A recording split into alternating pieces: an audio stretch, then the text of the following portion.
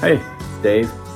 Like most of you know, I live in Tennessee, and so it's February 19th, and it's been a snowy time here, so I can't really get out to the property, unfortunately. So I'm gonna do something a little different.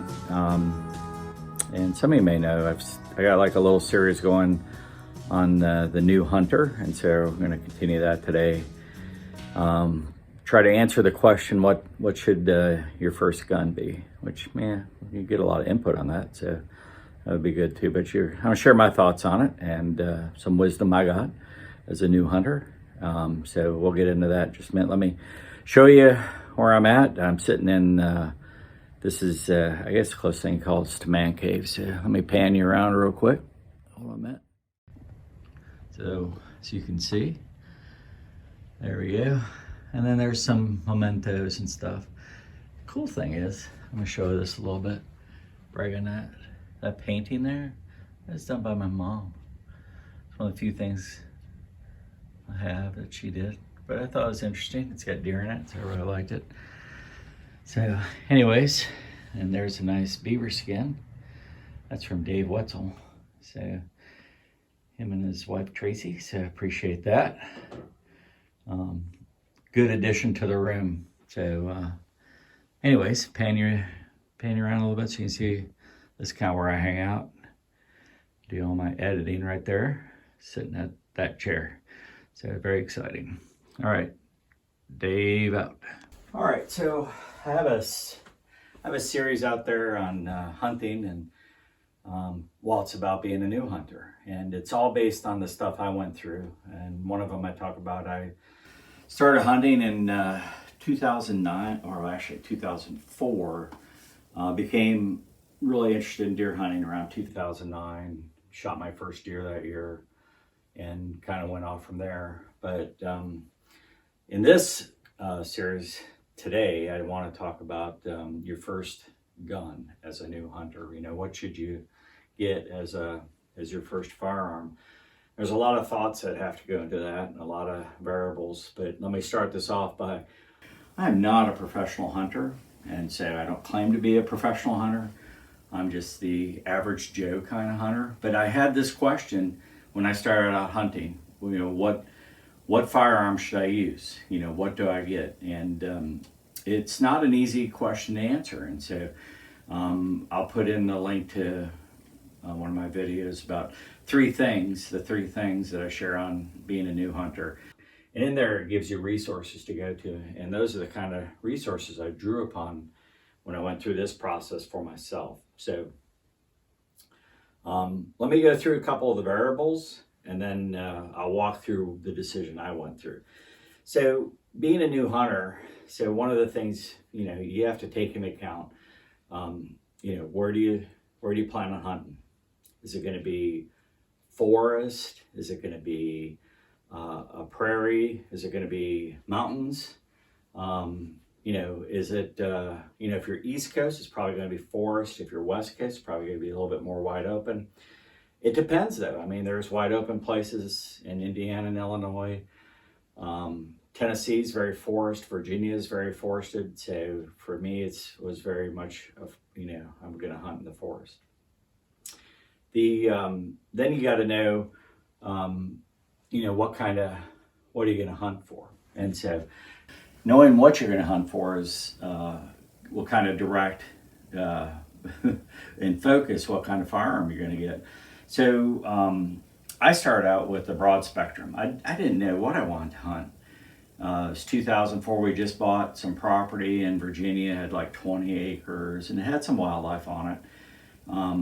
But I wasn't sure, so I was open to trying different things. And so I progressed from, you know, trying small game, which I really enjoy, squirrel, rabbit, I love that, to, you know, duck hunting, to dove hunting, and you know, bird hunting was pretty fun. I enjoyed that, but it for me to get into duck hunting, it would have been very expensive, and so I invested initially in doing that, and I changed my tune when I found out how difficult it was to hunt ducks in Virginia as a private, individual without owning a duck blind or leased a duck blind. You pretty much had to pay for a guide, and that became very expensive. And so it progressed me to, I progressed to the solution of, small game and deer. And that's what I was going to focus on. And so I made that decision 2008, 2009. So for, 3-4 years, I just piddled around. All right, so you got to know what you're going to hunt. You got to know legally what can you hunt, what can you use in your area. So for small game, most areas will let you use a 22, but for large game, you can't use a 22 in most areas. It's too small a caliber. So you got to know what your rules are. Some areas restrict deer hunting to shotgun only, or now you see a lot of straight walled cartridges. So it's the 350 Legend or the 4570 Government, those kind of rounds. And so you see that coming into play. So you got to know legally what you can do. And so when I started hunting in Virginia, the county I was in, you could hunt deer with a shotgun. You could actually still use buckshot. You could use slugs, and you could also use a rifle. So those were the options in the county. But I also knew the main place I hunted was AP Hill. Excuse me, AP Hill. And AP Hill was shotgun only. And so that, played a part in it as well. And then, so once you know the answers to those things, so then you got to kind of know, you got to measure in yourself what's your commitment. How serious are you going to be about hunting? And if your commitment is really strong, then I think that will also direct to the type of options available for your first firearm for hunting. But if you're like, I'm still just not really sure, I think it's deer hunting, I want to try it, then I think there's other options, available. And so we'll talk through that here in a minute. And the final thing that I think really plays an important part is your budget. And so for me, budget was really important because at the time I chose, we had just bought the property.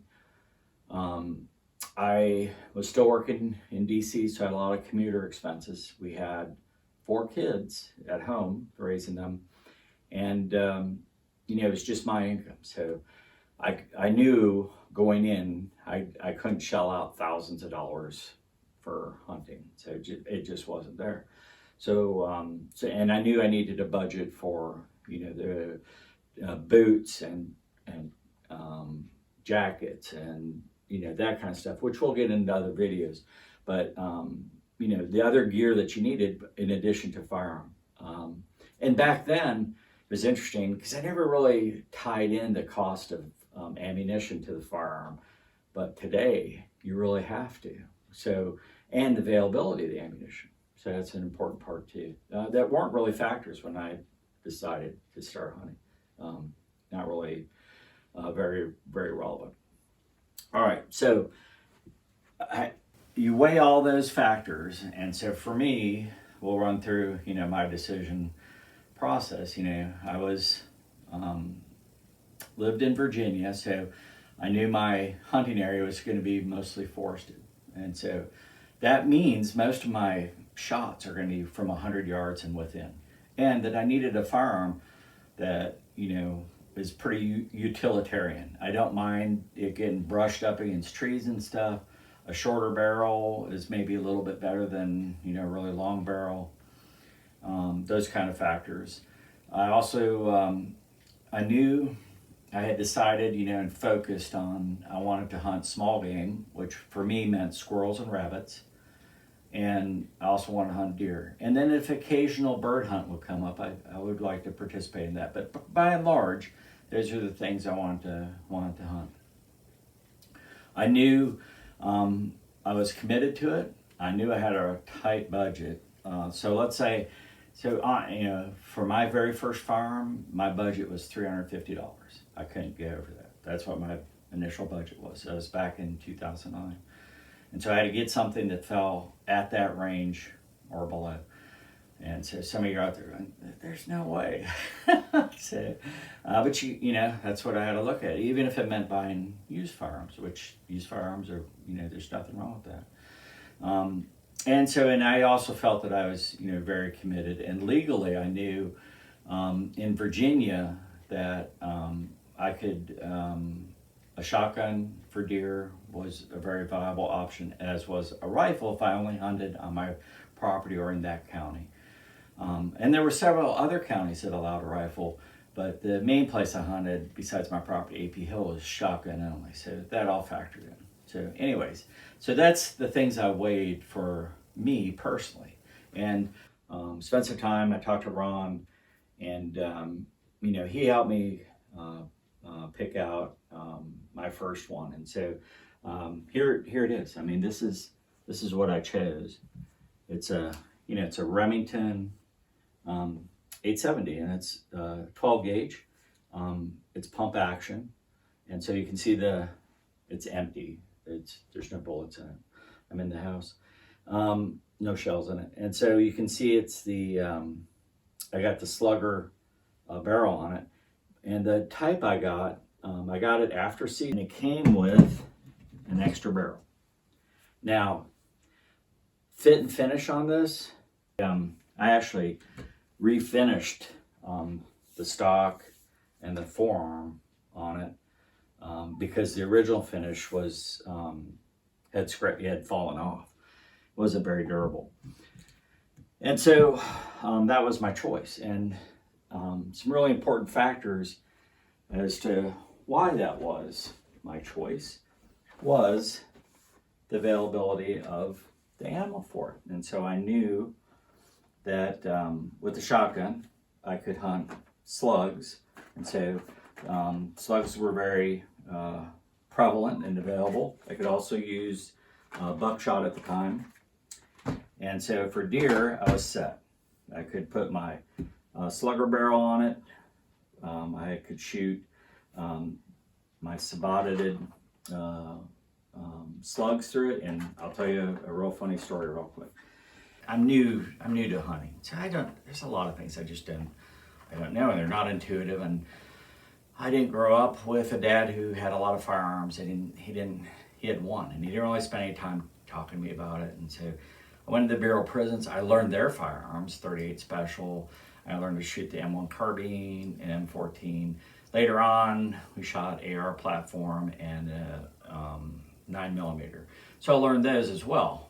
We shot a shotgun. It was pump action. It was always buckshot. So, you know, I didn't spend a lot of time, you know, analyzing it. So in the hunting game, I, you know, get my shotgun, and if you know the Remington 870 that comes with two barrels, one's a smooth barrel, and it's for, you know, shooting your shot, and the other one is a rifle barrel. And the first slugs I got were rifled slugs, and I was shooting them through a rifle barrel. And I was telling Ron, you know, the thing is just consistently inaccurate, no matter what I did. And you know, I could sometimes get close to the target, but by and large, by the second or third shot, you know, I couldn't even hit the cardboard. And so, you know, he quizzed me on some things about it, and you know, finally came down to the fact that shooting the rifled slugs through the rifle barrel was causing all my problems. Once he, you know, said, "Dude, you got to shoot saboted slugs through it," it changed and it worked perfect. So, anyways, everybody makes mistakes when they start out something new, and so I was making a mistake, and it cost me some deer. I missed some deer because of it, but once I got it fixed, it was fine. And then also I could switch barrels, and I could shoot regular shot through it. And so, you know, here's my small game shot that I used. It's a number 8 shot, and I could use that, you know, for small birds, but I use it mainly for squirrels, and rabbits primarily. All right, so I mean, that was my first gun and my first thoughts through it. Now, there are other options that you can have as a first gun.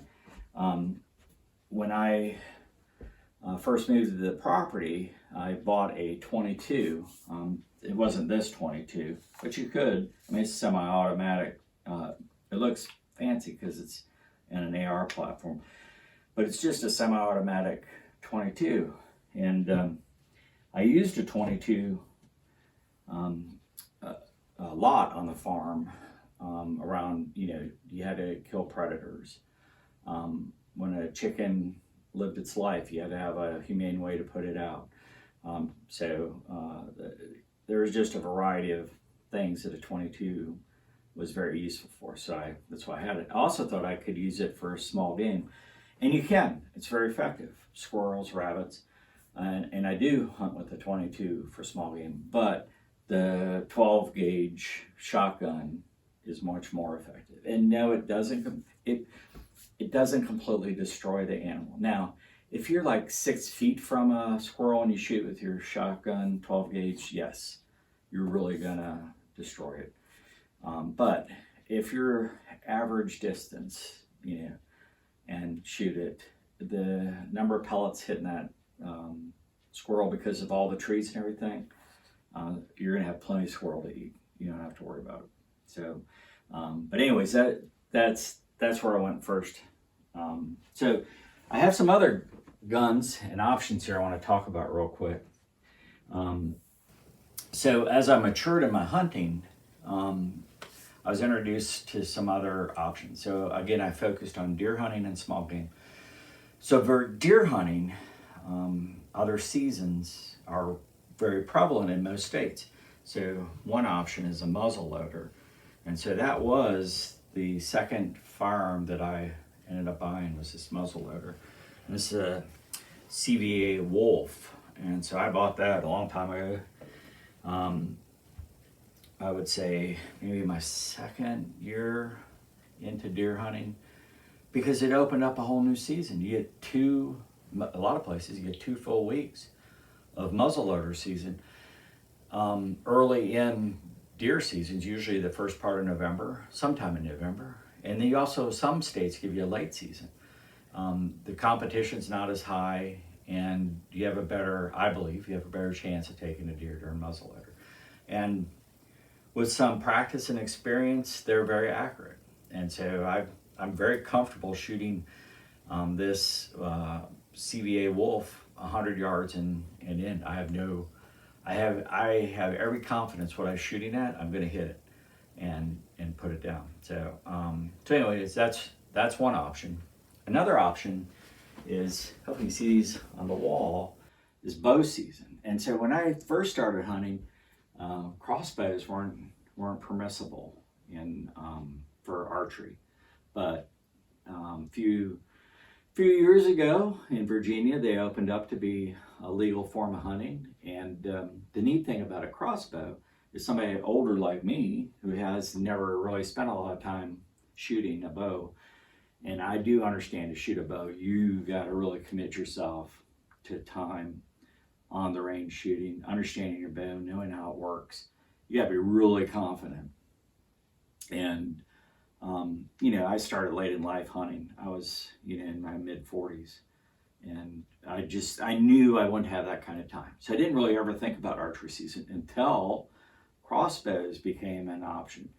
And so I got a couple crossbows. This is actually my son's, and this one's mine. But first couple years, I just used my son's, and then I used mine. But it opens up the very beginning of deer season, and usually you get 3 or 4 weeks. In Virginia, you got 4 weeks. It's usually almost the whole month of October is archery, and so it's you got a lot of time where you can get out there. Now, conditions are different because everything is still kind of green, and archery's tough because it's a much closer shot. It's very much based on ambush. And so you got to know your terrain and where you're hunting and pick out your spots. But it does open up another opportunity for hunting. So if deer hunting's your thing, you might want to consider that as well in your budget, what you're going to spend. And you notice I talk about these things, it's all over time. I purposely saved up to get my muzzleloader, and then I initially used my son's crossbow, and then saved up to get mine.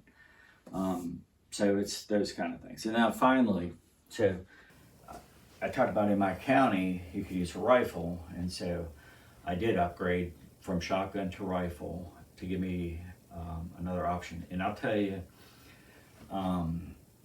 now shotgun, I feel comfortable with shooting, and I've shot several deer that way. In fact, with the shotgun, I feel comfortable shooting the deer running, even with the slug, because of the ability.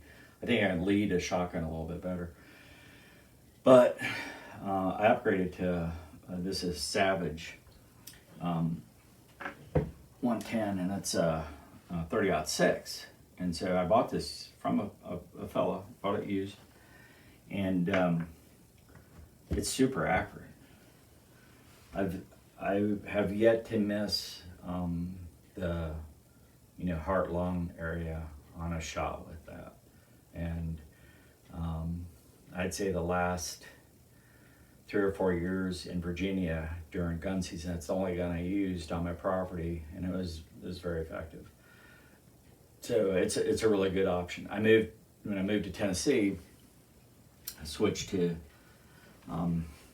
the Marlin 336, and it's a 30-30 Winchester, and I put the Ranger Point Precision sight on it, and it's very effective. And so I feel very, very confident with this as well. In fact, during gun season, I shot a deer and hit it right in the kill stand. And so, again, it's a peep sight is is a good alternative to a scope. And the reason why I like the 30-30, the property I have in Tennessee is very brushy. I have far less openings of over 30 yards than I did at the property in Virginia. So for me, it's a much better brush gun. And so I feel real confident with that. So those are some of the upgrades I made. All right, so I know it's a different kind of video, and some people are, who's this guy? I'm just an average guy. But I know I'm not the only guy that had that question. And so I put it out there. I also put it out there, someday, none of my children currently are interested in hunting, but maybe one of my grandchildren, maybe some relative of mine will want to know, and they'll see this and think, okay, so here's my options, and it will help guide them, because it's like I said in another video, the hunting world is a tough world to admit you don't know something, because everybody's ready to pick on you. And so I'm not afraid to share. There's a lot of things I don't know. And so I always felt fortunate I had people to ask. I had Ron and Robert to ask and help me. So very fortunate with that. And resources to look at. So those are important. But anyways, that's why I put it out there. All right, so I hope you enjoyed it. Went through my thought process on my first firearm, and how I progressed over time. And for me, everything I try to be very purposeful and cost conscious and thoughtful in my decision process. And so when you look at the firearms I use, I hope the other thing that probably, I know it does, there's no hope to it, it stands out, is that these guns are very, very utilitarian. They're not a gun you're concerned about, getting some mud on, that may get dinged a little bit, pulling it up and down out of a blind. You don't want to, but sometimes things happen. The other people would say these are low-end guns. Well, it's true. I mean, I shoot. It's a Remington, a Marlin, a Savage.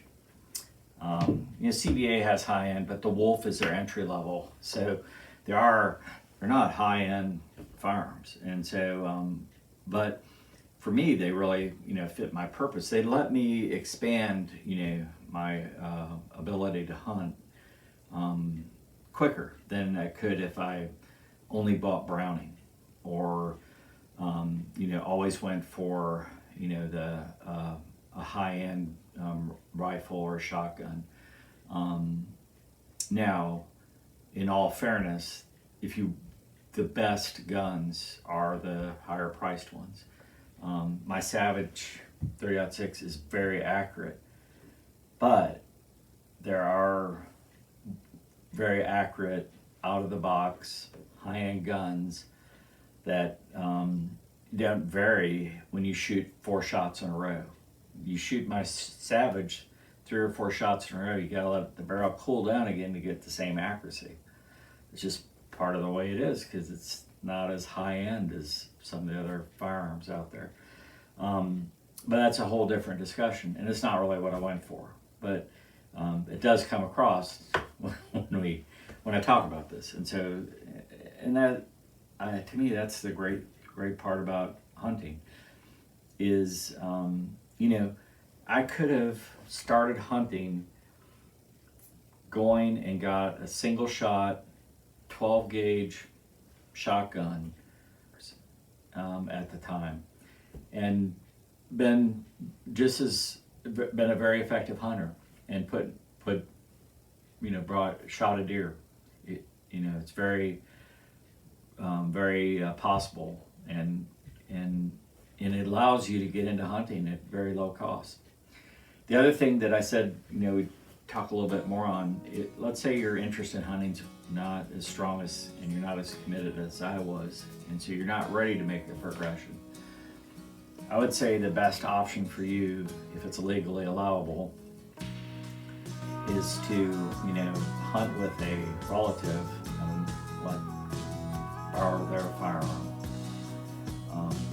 If that's not available, then hunt with a friend, have them sit with you and borrow theirs. I think you're better off doing that approach than to spend money on a firearm you're not going to use. The other option is, let's say you do want to spend the money, still not really sure, and get something that can be dual purpose. Maybe you do get a shotgun, but maybe you get one that's a little bit more tactical, but you can still use it hunting. That way you've got self-defense and you got hunting both covered, and you can do it at a reasonable cost, still going with the Savage or Remington pump action. So there are options out there. They all, again, a variety of questions. Hopefully we laid out the right questions to ask. You need to walk through that. All right, I just want to add a little. All right, so I hope you enjoyed it. Like I always say, take a minute, be kind, make kindness your business. February 17th was a